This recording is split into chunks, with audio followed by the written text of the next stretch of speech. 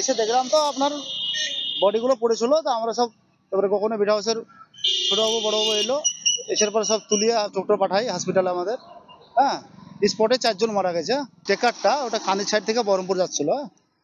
বহরমপুর যেতে ডাম্পারের পেছনে মারে, ডাম্পার হয়তো টায়ার চেঞ্জ করা হয়তো খাড়া করেছিল।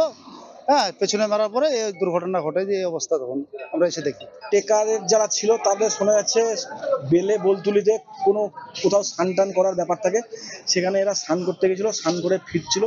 হরিহর পাড়া রুকুনপুর বোধহয় এদের বাড়ি। এরা পাড়া হাউসের ওখানে একটা ডাম্পার দাঁড়িয়েছিল, টেকার নিয়ন্ত্রণ হারিয়ে গিয়ে পিছনে ধাক্কা মারে, 4-5 জন সঙ্গে সঙ্গেই মারা যায়।